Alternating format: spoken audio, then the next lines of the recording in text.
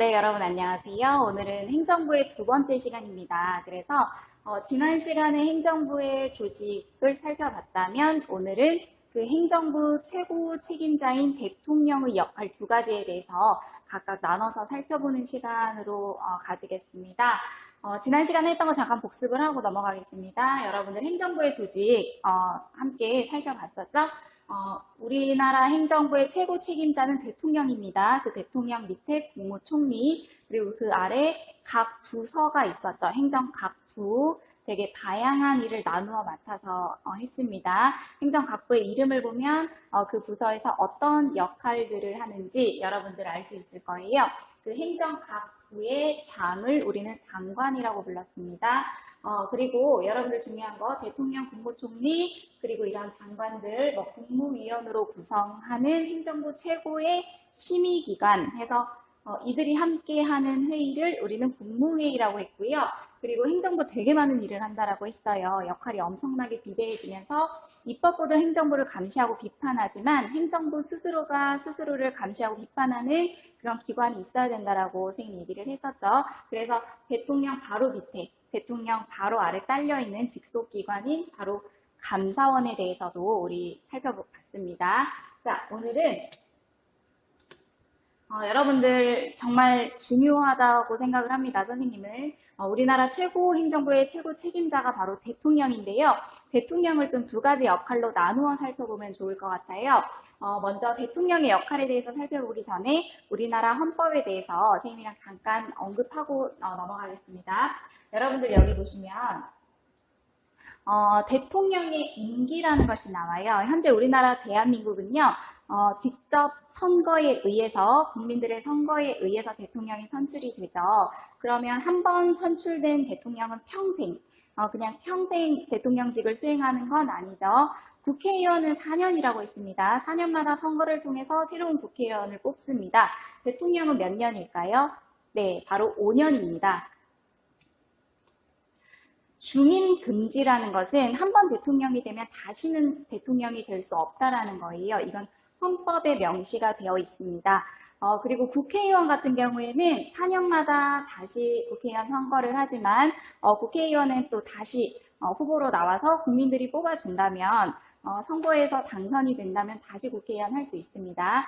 자, 대통령의 두 가지 역할에 대해서 헌법 제66조에 나와 있는 부분을 함께 보겠습니다. 대통령은 국가의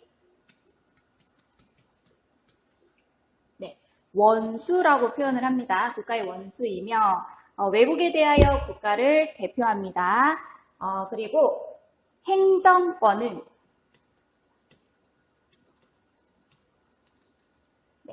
행정권은 대통령을 수반으로 하는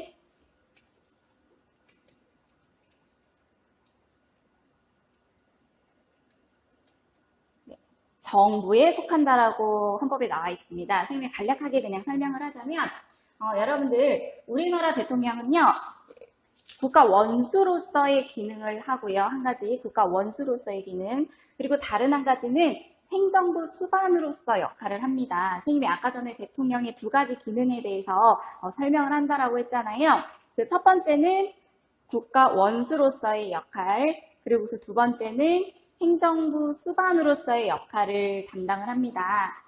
여러분들 그냥 간단하게 생각해서 국가 원수라는 것은 여러분들 원수의 원은 으뜸 원자, 숫자는 우두머리 숫자입니다. 그래서 우리나라 그냥 최고 지도자를 원수라고 표현을 해요. 그래서 이 국가 원수일 때의 역할은 우리나라를 대표해서 어떤 외교 활동을 한다거나 아니면 입법부, 행정부, 사법부 이 국가기관 모두를 통틀어서 우리나라를 뭔가 대표할 때 국가 원수라는 표현을 쓰고요. 행정부 수반, 이 숫자도 여러분들 우두머리 수입니다. 행정부 수반이라는 역할은요. 입법부, 행정부, 사법부 할 때 그 행정부 안에서 최고 우두머리라는 뜻이기 때문에 그 행정부 안에서 최고 책임자로서의 역할에 대해서 우리는 행정부 수반으로서의 역할이라고 표현을 해요. 그래서 오늘 대통령의 다양한 역할들이 있는데 그 역할을 우리나라를 좀 대표하는 국가 원수로서의 역할, 그리고 그냥 행정부 내에서 최고의 지도자로서 역할을 하는 행정부 수반으로서의 역할 두 가지로 좀 구분을 해보고자 합니다. 그렇게 어려운 내용은 아니에요. 포인트 하나만 여러분들 기억하시면 모든 문제들이 해결이 된다라고 생각하시면 돼요. 그 포인트가 바로 우리나라 전체를 대표하느냐 아니면 행정부 내에서 역할을 하느냐 그 포인트만 가지고 역할을 한번 구분해 보도록 하겠습니다. 네, 먼저 첫 번째 선생님이 이미 설명을 했습니다. 우리나라는 직접 선거로 대통령 선출하고 임기가 5년이다. 다시 대통령을 하지 못한다라는 거. 여러분들 첫 번째 국가 원수로서 대통령의 역할이 나와 있죠. 자, 우리 문재인 대통령과 현재 지금 저기 중국 시진핑 국가 주석이라고 표현을 해요. 중국은 대통령이라고 표현을 안 하고 우리나라 대통령의 위치에 있는 사람을 주석이라고 표현을 합니다. 그래서 대통령과 주석이 만나서 어떤 한 약속을 맺습니다. 여러분들 아시죠? 국가와 국가가 맺은 약속을 우리는 조약이라고 표현을 합니다. 그래서 외국과 조약을 체결하고 외교사절, 그래서 외국에서 온 손님을 맞이하는 그런 외교 활동을 하는 그런 문재인 대통령의 모습은 국가 원수로서 대통령의 모습이겠죠.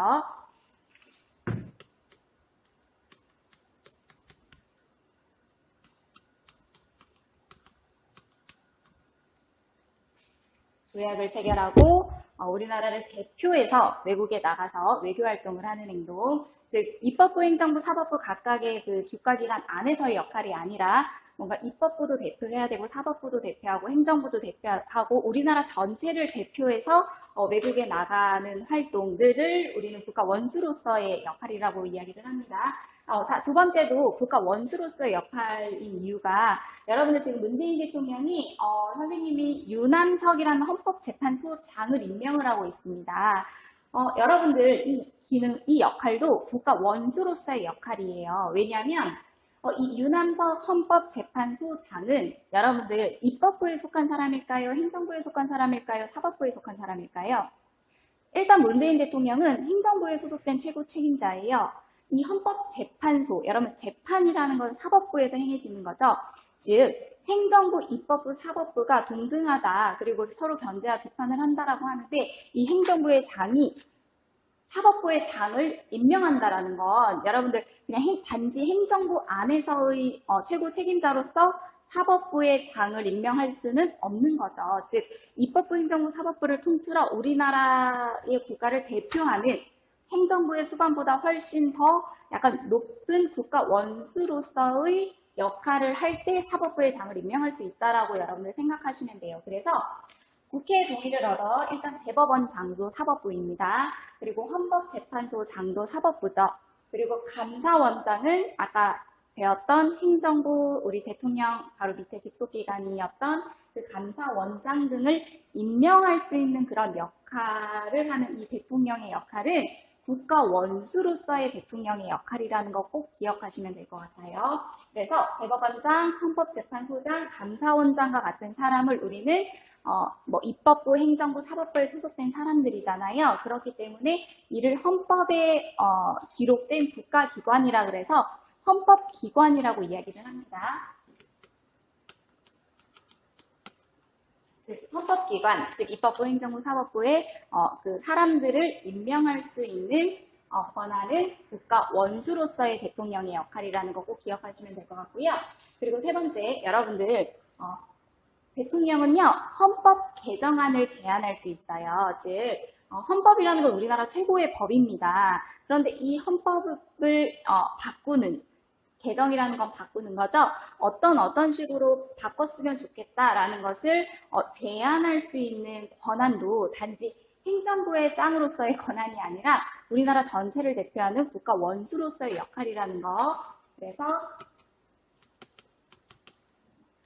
여러분들 법은 국회의원이 만들죠. 법도 개정이 되고 제정이 되듯이 헌법 역시 세월이 변하고 시대와 상황이 변하면 당연히 바꿔야 되죠. 그래서 우리 대통령은 헌법을 이렇게 바꿨으면 좋겠다라는 개정안을 국회에다가 제안할 수 있습니다. 이것은 단지 행정부의 장으로서 역할을 하는 것이 아니라 우리나라 전체를 대표하는 우리나라 최고의 법이니까요. 우리나라 전체를 대표하는 국가 원수로서의 역할이라고 생각하시면 되고요. 네, 여러분 국민투표라는 것은 뭐냐면 국가의 중요한 정책을 결정해야 될 때 그냥 대통령이 국무총리와 장관들 함께 모여서 국무회의라고 했죠. 국무회의를 통해서 어떤 중요한 정책을 결정하는 것이 아니라 직접 국민들에게 그 정책에 대해서 찬성하는지 반대하는지에 대해서 묻는 것을 말합니다. 예를 들어서 이번에 코로나 사태 있었잖아요. 그래서 코로나가 장기화되면서 국민들의 생활이 어려워지자 그러면 국민들의 생계를 위해서 긴급 재난지원금 같은 이런 제도, 정책을 국민들 너네 찬성하냐 반대하냐. 어차피 국민들 주머니에서 세금에서 나가는 돈이기 때문에 국민들에게 찬성 반대 여부를 물어서 정책을 시행할 수 있겠죠. 이 국민투표를 물을 수 있는 권한도 대통령에게 있습니다. 그래서 이 국민투표를 물을 수 있는 권한도 국가 원수로서의 대통령 기능이라고 보시면 되고요. 자, 그리고 여러분들 되게 어마무시한 기능입니다. 실제 헌법에 보장되어 있는 기능이기도 하고요. 지금 문재인 대통령도 충분히 행사할 수 있고 그 이전에 있는 대통령들에게도 부여된 권한입니다. 여러분들 긴급 명령권과 계엄 선포권이라는 것이 있습니다. 선생님 이거 잠깐 설명을 할게요. 자, 긴급 명령권이라는 건 정말 긴급하게 대통령이 명령을 한다라고 여러분들 생각하시면 돼요. 즉 비상사태여야 합니다. 예를 들어서 천재지변이 일어나서 그리고 또는 전쟁 같은 이런 비상사태가 일어나서 여러분들 이 비상사태가 일어났을 때는 가장 첫 번째 해야 될 것이 빨리 이 비상사태를 해결하고 국민들의 생활을 안정시키는 것이 가장 급선무겠죠. 그런데 국민들의 생활을 안정시키려다 보니까 빨리 국회의원들이 모여서 관련된 법을 만들어야 되는데 천재지변이 일어났어요. 전쟁이 일어났어요. 국가의 비상사태가 발생했어요. 그런데 이 국회의원 300명이 모여서 이 본회의를 연다라는 것 자체가 불가능한 상황이 벌어질 수 있습니다. 그러면 그럴 때 모두가 손을 놓고 이 안정된 생활을 위해서 모두가 손을 놔야 한 건 아니잖아요. 그때 대통령이 행사하는 것입니다. 쌤 정리를 하자면 국가의 천재지변이나 비상사태가 일어나서 국회의원들이 모여서 회의를 통해서 법을 만들 수 없는 그런 정말 긴급한 상황일 때 대통령이 명령을 합니다. 대통령의 명령이 곧 법과 같은 효력을 가질 수 있는 권리가 긴급명령권입니다. 여러분들 평소에 대통령 명령할 수 있습니다. 대통령이 하는 명령은 어떤 정책을 수행하기 위해서 필요한 명령들인데요. 이 명령은 당연히 국회의원들이 만든 법 아래에 있습니다. 그래서 가장 최고의 법 헌법, 그리고 국회의원들이 만든 일반적인 법률, 그리고 그 밑에 대통령의 명령이 있다고 생각하시면 되는데 이때 하는 대통령의 명령은 긴급 명령권이라고 해서 국회의원이 만든 법률과 거의 동등한 효력을 가진다라고 보시면 돼요. 엄청난 권리죠. 그러나 목적은 뭘까요? 당연히 이 비상사태, 긴급한 사태를 빨리 해결하기 위한 것이 목적이어야 되죠. 자, 두 번째, 계엄 선포권 선생님 설명해 보겠습니다. 여러분들 계엄이라는 것도 역시 국가에 긴급한 사태가 발생했을 때만 사용할 수 있는 권리입니다. 예를 들어서 전쟁이 일어났다고 생각해 보세요. 여러분들 전쟁이 일어났을 때는 가장 급선무가 당연히 빨리 전쟁을 종료를 시키고 국민들이 편안한 생활을 유지하게 하기 위한 게 가장 급선무잖아요. 그럴 때 이 계엄을 선포를 합니다. 계엄을 선포하게 되면 현재는 입법권, 행정권, 사법권이 세 개의 권력이 삼권 분립 모두 나누어져 있죠. 그래서 서로 견제하고 비판하고 있는데 여러분들 이 계엄 선포권이 행사가 되게 되면 실제 어떻게 되냐면요. 이 입법권, 행정권, 사법권이 군대 최고 지도자에게 모두 넘어간다라는 것입니다. 그런데 여러분들 입법권, 행정권, 사법권을 왜 굳이 한 사람 군대 최고 책임자에게 넘기냐면 이것도 목적이 있어요. 당연히 이 비상사태를 빨리 해결하기 위해서 한 사람이 권력을 잡으면서 모든 비상사태를 해결하는 것이 가장 효율적이라고 생각을 하기 때문에 이 대통령이 계엄을 선포를 하게 되면 입법, 행정, 사법 모든 권력이 누구에게? 군대에게 넘어간다라는 거예요. 그럼 이 군인들은 빨리 이 사태를 해결하기 위해서 노력을 해야겠죠. 그런데 계엄 선포가 계속 장기화가 되면 여러분들 국민의 기본권 상당하게 심각하게 침해당합니다. 그렇기 때문에 국회의원들이 제적의원 과반수 이상 찬성을 하면 계엄 빨리 해제시켜야 합니다. 우리나라 국회의원 제적의원 300명이니까 300명 중에 150명 이상이 찬성하면 계엄을 해제해야겠죠. 선생님 그 다음에 여러분들 빨리 켜서 행정부 수반으로서의 대통령의 역할에 대해서 같이 살펴보도록 하겠습니다. 네, 여러분 이제 켰습니다. 자, 행정부 수반은요, 그냥 행정부 내에서 그 대통령의 역할이라고 보시면 돼요. 이 국가원수로서의 역할은요, 우리나라 전체를 대표하는 역할, 즉 입법부, 행정부, 사법부까지도 모두를 대표하는 그런 대통령의 역할이라고 보면 이 행정부 수반은 단지 행정부라는 자그마한 국가기관 안에서 대통령이 수행하는 역할이라고 보시면 돼요. 구분하실 수 있겠죠? 자, 당연히 행정부 수반, 숫자, 우두머리 숫자예요. 행정부 최고 책임자가 대통령이니까 행정부를 지휘하고 감독하는 역할을 하겠죠. 자, 그래서 여러분 대통령 밑에 국무총리, 국무총리 밑에 행정각부 장관들이 있습니다. 당연히 그 행정부의 짱이 대통령이기 때문에 그 대통령이 밑에 있는 장관을 임명할 수 있겠죠. 임명이라는 것은 그 자리에 앉히는 것을 의미합니다. 그래서 지금부터 장관의 역할을 수행하세요. 그래서 여러분들 많이 보셨죠? 교육부 장관, 유은혜 교육부 장관을 임명하는 모습입니다. 그런데 대통령의 권한은 막강해요. 행정부 안에서도. 그 장관을 그 자리에 앉힐 수도 있고요. 그 자리에서 물러나게 할 수도 있습니다. 그래서 그 자리에 앉히는 걸 임명, 그 자리에서 물러나게 하는 걸 해임이라고 합니다. 그래서 임명과 해임을 합쳐서 우리는 임면이라고 표현을 합니다. 자, 한번 밑에 것도 빨리 보겠습니다. 자, 그리고 당연히 여러분들 대통령, 국무총리, 각부 장관이 함께 모여서 무슨 회의 하죠? 국무회의 했었죠. 그래서 중요한 정책들을 결정을 했었죠. 그 회의의 장을 의장이라고 합니다. 의장이란 그 회의를 이끌어 나가는 사람입니다. 당연히 그 행정부 안에서 자기네들끼리 하는 회의를 이끌어 나가는 국무회의 의장으로서의 역할은 당연히 국가원수 아니죠. 행정부 수반으로서의 역할입니다. 자, 그리고 마지막 여러분들 대통령은요, 국회에서 법률을 만들었을 때 그 법률을 대통령에게 최종적으로 전달을 해서 대통령이 공포하는 그런 역할을 한다라고 했습니다. 그런데 이때 입법부가 만든 법률을 선생님이 지난 시간에 얘기했었죠. 거부할 수 있는 권리가 대통령에게 있습니다. 이것은 입법부, 행정부, 사법부가 동등한 권한을 가지고 있다라는 것을 전제하고 행정부의 장이 입법부의 장, 예를 들어서 국회의원들의 장을 국회의장이라고 했죠. 국회의장에게 돌려보내면서 다시 한 번만 검토해 주세요 라고 요청할 수 있는 건 그 입법부와 행정부가 동등하다라는 그런 상황 가정하에서 행정부 수반으로서의 역할이라는 거 기억하시면 될 것 같아요.